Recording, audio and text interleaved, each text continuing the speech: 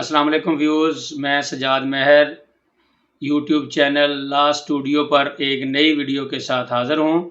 Viewers, جیسا کہ آپ نے تھمبنیل میں دیکھ لیا ہوگا، آج ہم سپرداری 550 کیا ہے 550 کی کارروائی کا مکمل پروسیس ڈسکس کرنے جا رہے ہیں۔ ویورز، ویڈیو بڑی معلوماتی اور اویئرنیس والی ہے، آخر تک جڑے رہیے گا۔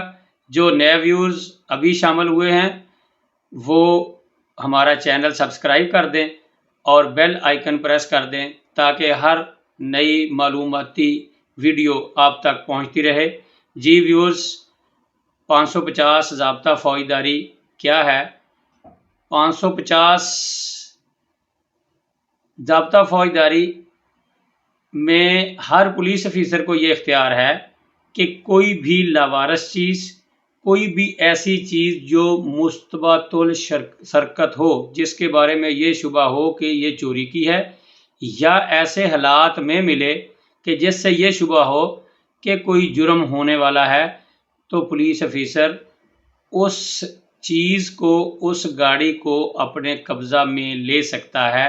زیر دفعہ 550 زواد فے وہ پولیس افیسر اس چیز کو اپنے قبضہ میں لے کر تھانہ میں لے جا کر رپٹ 550 ضابطہ فوجداری درج کر دے گا۔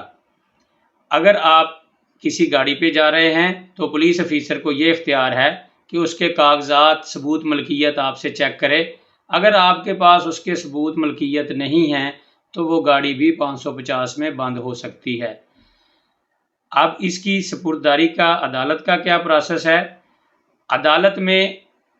عدالت کو سپرداری اور مچلکہ حاصل کر کے سپرداری دینے کا اختیار ضابطہ فوجداری کی دفعات 516 اور 517 کے تحت ہے۔ جس تھانہ میں، جس علاقہ کے تھانہ میں آپ کی گاڑی بند ہوئی ہے، وہاں کے علاقہ مجسٹریٹ صاحب کی کورٹ میں آپ درخواست سپرداری بذریعہ کونسل گزاریں گے۔ درخواست سپرداری پر عدالت متعلقہ پولیس اسٹیشن سے رپورٹ طلب کرے گی۔ آپ متعلقہ پولیس اسٹیشن سے رپورٹ کروائیں گے اس گاڑی، اس مال کے متعلقہ میں جو 550 میں تھانہ میں موجود ہے، اور آپ بیان کرتے ہیں کہ میں اس کا مالک ہوں۔ وہ رپورٹ کورٹ میں سبمٹ ہو جائے گی۔ عدالت اس کے متعلق ریکارڈ پولیس سے طلب کر لے گی اور اس پر سماعت ہوگی۔ سماعت کے دوران عدالت یہ سمجھتی ہے کہ یہ چیز آپ کے حوالے کی جانی ہے، وہ موٹر سائیکل ہے، وہ کوئی سواری ہے، یا کوئی اور دیگر پراپرٹی کا سامان ہے جو کہ آپ کا ہے، اور آپ نے عدالت میں اس کے بارے میں ثبوت ملکیت پیش کر دیا ہے۔ عدالت یہ سمجھتی ہے کہ یہ آپ کو دے دیا جائے تو وہ سپرداری پر آپ کے حوالے کر دیا جاتا ہے۔ وہاں سے سپرداری کا حکم بنے گا، وہ حکم لے کر آپ پولیس اسٹیشن آ جاتے ہیں۔ پولیس اسٹیشن میں وہ حکم آپ وہاں پر جمع کروا کے اپنا مال، اپنی گاڑی سپرداری پر حاصل کر لیتے ہیں۔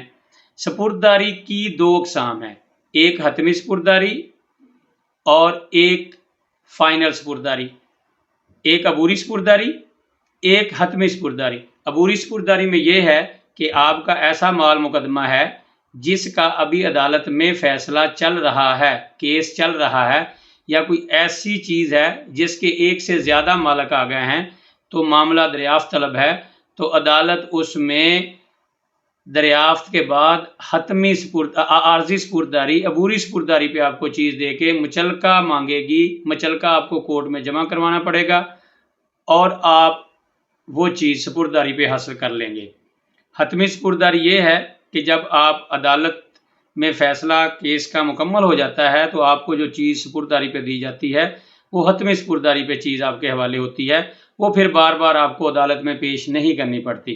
عبوری سپرداری میں جب بھی عدالت وہ چیز طلب کرے گی تو آپ کو عدالت میں وہ چیز پیش کرنی پڑے گی۔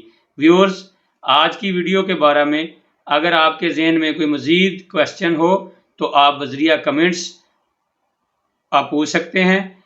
آئندہ ویڈیو تک کے لیے اپنا خیال رکھیے گا۔ اللہ حافظ۔